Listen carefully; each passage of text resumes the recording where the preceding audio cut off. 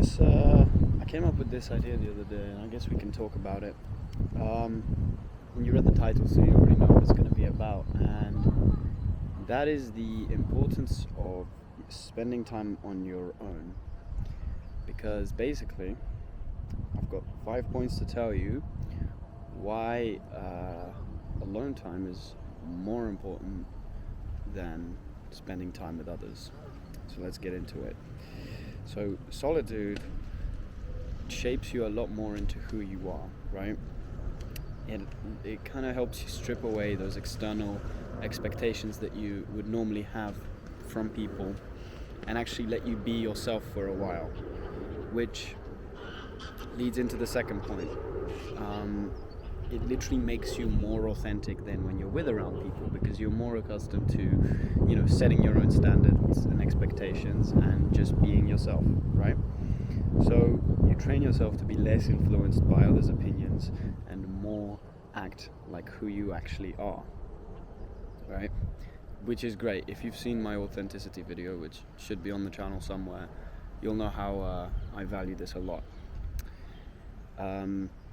So quality over quantity of alone time. This is another thing. So I was thinking about what kind of split should you have percentage-wise for the time that you have in the day, right? What amount of that should be time alone, and what amount of that should be time with people, like socializing and whatnot. And I didn't really come to a full conclusion, but I realized that it's you can quantify it in terms of time and percentage of the time that you spend awake during your day or whatever, but it's also largely down to the quality, right? Because if you're doing shit like I am, not to brag or anything, spending time alone in this beautiful scenery, talking to yourself to a camera and reflecting on your thoughts, that's better alone time than sitting in a dark room and playing a game, which, don't get me wrong, I do that sometimes too. No one back there, I'm just crazy.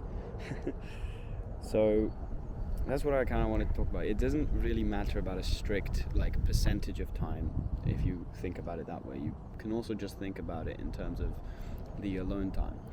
But as long as you're getting those effects, you're being more authentic and you're being more yourself, then clearly it's working, right?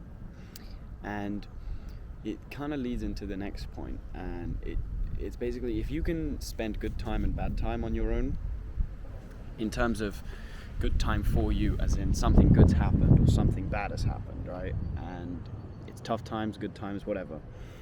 So if you can learn to be alone during these times, not only are you going to be a lot stronger dealing with whatever the hell's thrown at you in life, right?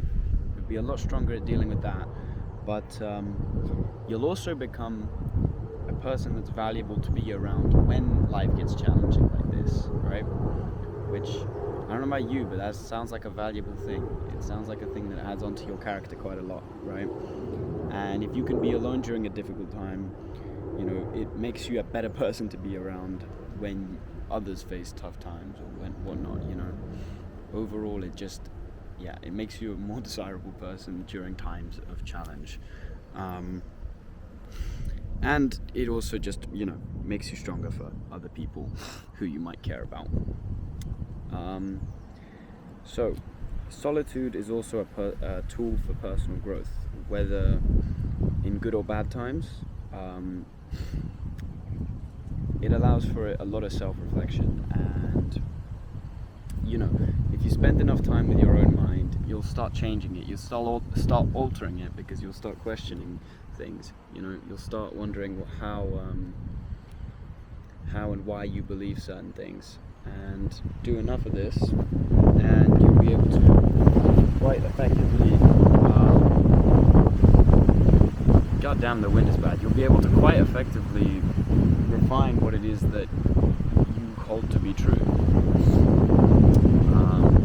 So that's all I got to say. Hope that helps. See you later.